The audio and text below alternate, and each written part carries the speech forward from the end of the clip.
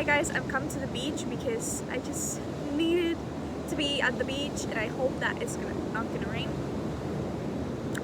And I brought a blanket with me because I just wanted to be comfy and not cold, because like I can't really decide if it's cold or not. Like it's definitely not as cold as in Finland, so that's why I'm like okay with wearing like a sweater, but then also it's a bit chilly too.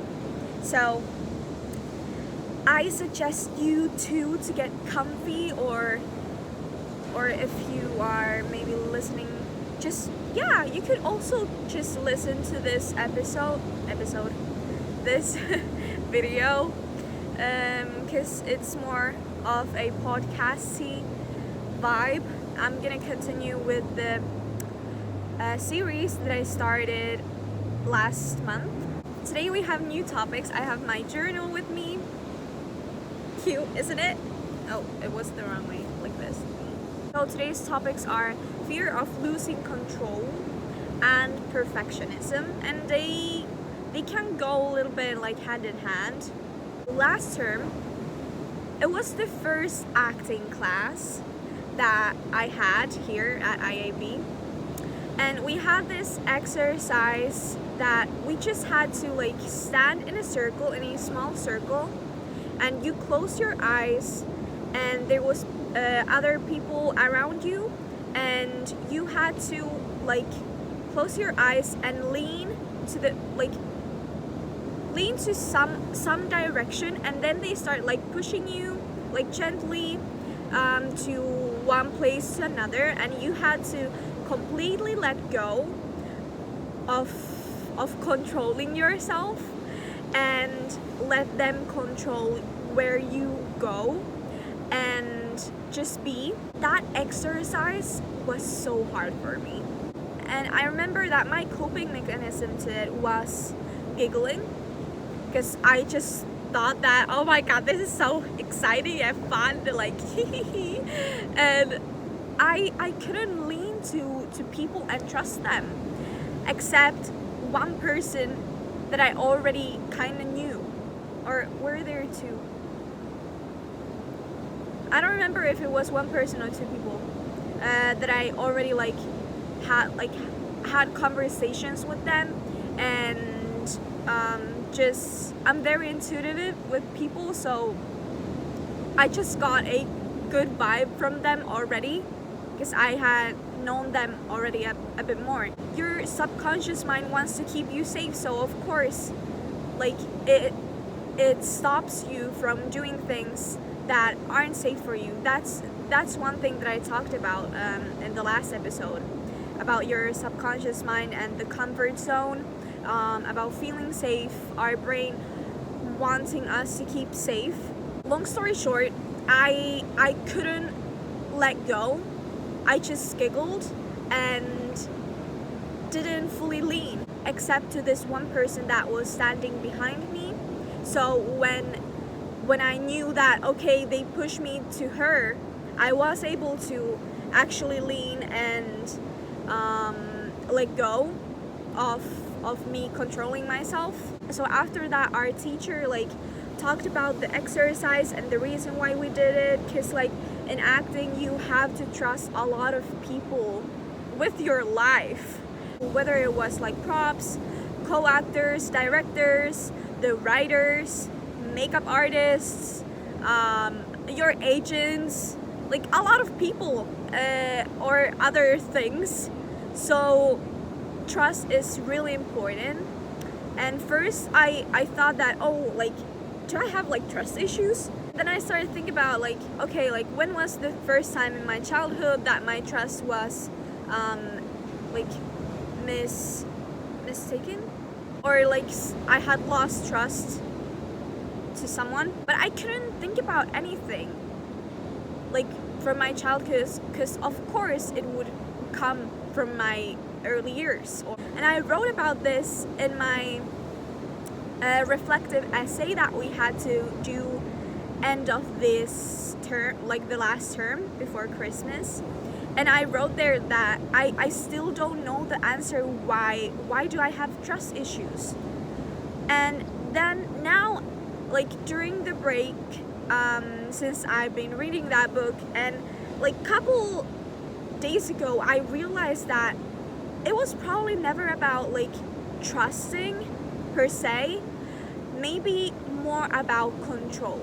I'm very like disciplined. I can control myself very well. So it's like a win in some cases, but in others it's not. And control is also one thing why people have like anxiety, because you're the like fear of losing control. And anxiety has been a big part of my teenage years, especially. Fear of control, you're thinking about like the worst case scenarios, like, oh, like what could happen, living in the future, not being present, and that's your subconscious mind wanting to keep you safe. But also, like, I can think about scenarios in my life that, for example, in some group work, even though I love getting like other people's ideas and I love working in a group, sometimes depending on who I am with, I tend to like want to do things myself so that I can be in control of the result and like the procedure and how it's gonna go, because I want it to be perfect. Their perfection comes in. Also today, with an exercise and movement, we had to like let go of like breathe and let go, just not control anything. And my teacher was like, okay, Emma, you're doing this very like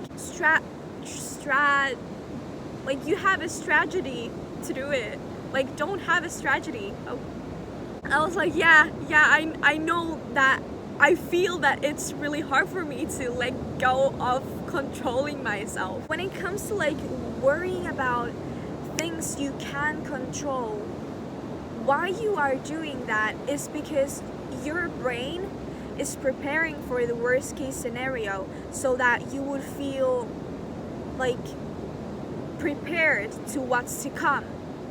But actually it doesn't do anything good for you to thinking about the worst case scenario, because the only thing that it makes you think is about that worst case scenario, and it just adds more anxiety, more stress, more worry to a thing that it's not a fact that it's gonna happen. It's usually people fear about things that are out of their control and most likely not to happen.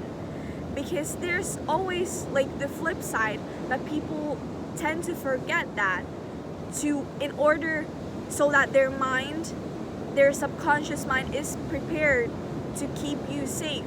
Being in the spiral of these negative thoughts, it's only adding fear more, and you're letting fear control you. So actually you're not controlling yourself anymore. You're living unconsciously because you're not being present. You're thinking about the future. So you're wasting your energy to something that's not real, and you're missing life now. So to me, when it comes to the exercise that we did, I wasn't able to enjoy of the exercise and see how liberating it is to just enjoy the ride of being thrown to different places. I was just thinking about, oh my god, like my face is gonna hit the floor soon. That's what I was thinking, and it took me out of the present. So instead of like putting energy to things that you can control, the future, put things to the things that you can actually control. So the present. because the present is the only time that actually exists. You can now decide what you're gonna do and decide your next steps in order that the worst case scenario would not happen. So instead of thinking about the worst case scenario so much, think about what you can do right now to flip it and make it to the best case scenario. And putting perfection into play. And if you're a perfectionist person, like, it can be that you're thinking about the worst case scenario, but also not willing to take the steps now because you're thinking about whether you're not going to be able to do it perfectly. So that's, you're self-sabotaging yourself in that way and not doing the things that you actually need to do because you're fearing that you're gonna fail. So you're avoiding the things that could actually help you go to the flip side and achieve the best case scenario. I was like, what did my mind say? One thing that my teacher said, instead of perfectionism, strive for excellence, which is like, it's not perfect, it's excellent. You know, in school also, when you have the grades, you don't have perfect, because it's impossible. Like, no student is ever gonna get like an exam perfect. Yes, it can be excellent, but not perfect. So letting go of perfectionism and just throwing yourself to the thing that you have to do, and not thinking, like, forgetting about the worst case scenario. Think about what's the best way this thing can go.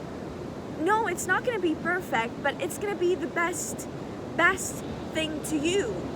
Sitting, being anxious, thinking about the worst case scenario and not being willing to, or like maybe you're willing, but you're just scared of failing. You're just sinking yourself in emotions that are not going to help you in any way, and not going to help you in any way to achieve that good thing. It's also when things don't end up in the best way, they are teaching you something, and you're supposed to take something out of them in order in the future, which now doesn't exist, but when you get there it does, you're gonna be able to do it better.